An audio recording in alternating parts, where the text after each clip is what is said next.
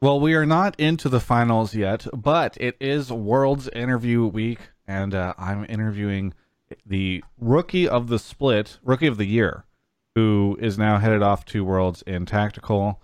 Of course, this coverage is brought to you by Alienware. Tactical, first off, let's talk about rookie of the year. I fucked up and didn't put you on my ballot, and I got hard flamed by the community, rightfully so, because you super deserve it. So what has that experience been like showing up in the LCS and making such a name for yourself so early?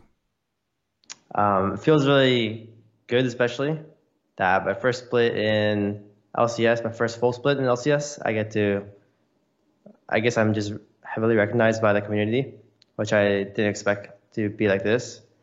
I was just thinking about like, just don't worry about the community and just play my game. And I guess everything worked out in the end.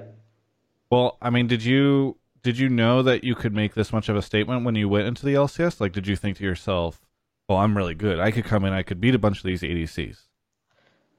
Oh no, at first I wasn't sure. So I was just kind of like, I wouldn't like think too highly of myself. I would just think, try to focus because at the beginning scrims, I knew I could have done better the way I was playing. So I just focused on that only, just trying to keep getting better. Well, and I'm kind of curious. Obviously, you're a phenomenal player, but how much do you think it helps having Core JJ next to you in securing this, right? Because I think he's we haven't as of recording, we don't know who is the MVP for the split, but he's certainly in the running. So I'm kind of curious, what's it like for you, especially to be rookie of the split, teaming up with an MVP candidate? If I really like Coraline, I think we work well together. I think our personalities work well together as well. So far, it's only been good experiences since it just seems to be easy to work with them overall. So since it's like that, I learn a lot, I guess, pretty well from him. What is the is there what has he taught you? What are some of the things that he's taught you? I'd say the biggest things he taught me were about laning and positioning, since he like a long time ago, Core made those YouTube videos where like how to lane, how to ward. He kind of like helped me with those things. He's like, here's my YouTube channel. I'll see you in the morning. Not exactly, but he did mention his YouTube channel sometimes to me. He's like, But have you subscribed yet? Speaking of, anyway, no, sorry. not yet, not yet.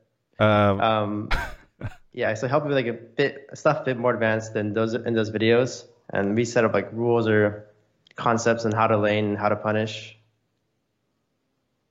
and so over time, I'm sure he really helped you become a better player enough so that you've been able to make it two worlds. Now, I think the timing of these interviews is a little weird because I'll probably post them after the weekend. But any predictions for how you guys will fare against TSM, and if you can make it to FlyQuest, how you'll do against them? So far, it seems like the team that shows up on the day will win. It seems hard to predict nowadays, especially with C9 losing. I did not expect that at all. So it just seems like whoever shows up or whoever doesn't show up, whichever one happens, will win the match. Is there anything you guys are doing to make sure that you show up? Nothing special in particular. Okay. We're just doing the same thing. Yeah. Drink a monster, I guess, is perhaps a way to help. The monster versus game field battle. Maybe that's what it is this Saturday to see which team shows Yes. up. Uh, okay, so moving on to Worlds. Are you intimidated at all going to compete in your first Worlds? I mean, this is your first year of the LCS, and now you're off to Worlds. It's not what most LCS players get. Yeah, I'm sure I will be intimidated eventually, but for now, I'm just excited Yeah. to just play versus anyone. Anyone. It doesn't So matter who. yeah, yeah, just anyone. Well, because that I'm was going to be my curious. next question. Is there any particular player that you think would be really hyped to face off against? I guess it would have to be Ruler because he's considered the best AD carry in Korea, and he's Core's old laning partner at the same time. So I hope it's a close match, but I'm looking forward to that if it happens. Have you and Core talked about Ruler? Yeah, yeah, we have. Okay. He thinks Ruler is really good right now. Okay. So because of that, I'm more excited. He's like, be like Ruler. And I guess in your mind, if you beat Ruler, you'll be able to really show yourself to Core. You're gonna be like, yeah, that old teammate, he's trash. Yeah, who's that random? Yeah, exactly. Well, what has it been like for you? With headed to Worlds, has the rest of the team talked to you at all a little bit about it? Obviously, you're surrounded by a lot of Worlds players, World champions, etc. So have they given any guidance or talked to you about the experience? I mean, they've told me about times where it might get very stressful and everyone might hate each other. Maybe not. I'm not sure how it works, but Is that what they say? They're like, hey, listen, you're gonna see a side of me at Worlds that you've not seen so far, and don't take it personally.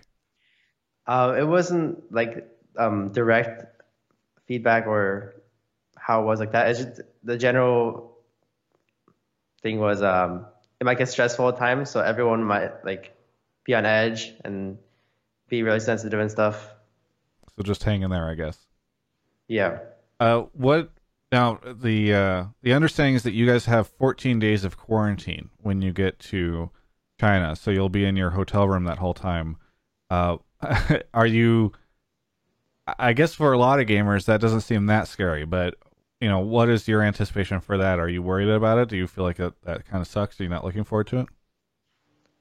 I don't really care about the quarantine because we're probably just gonna play League anyways.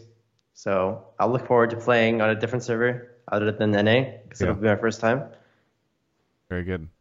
Well, is there anything that you want to say to any of the fans out there, Tactical? Well, I'm not very good at doing these things yet, but You're working on it. This is better than the last yeah. time. All right. I'm sorry. I need time to think for this one. No, you're good. You're good. I can fill time by just asking people to subscribe to the YouTube channel and ring the notification bell. You're actually doing me a favor in this moment. Gotcha. Gotcha. Usually I Well, lead with, yeah, you got it? yeah, I got it. Okay, go for it.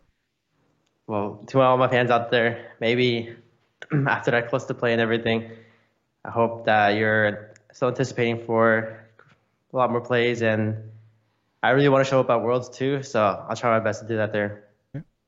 Very good. Well, thank you so much, Tactical, for the interview. For everyone else, you can check out the rest of my coverage of all things League and Worlds right here on my YouTube channel.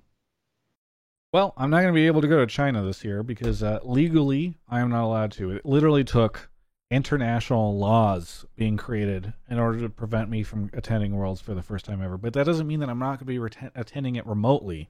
As it kicks off soon, I'll be staying up and becoming nocturnal, and at least I will have the brilliant new Alienware monitors that they'll be sending me soon. They just announced these to help keep me awake and paying attention to all the action. 360 hertz refresh rate on this 25-inch.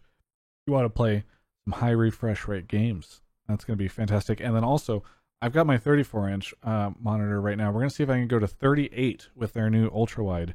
Also have a edge-to-edge 27-inch. That's fantastic. Either way, thank you so much to Alienware for their sponsoring of this content.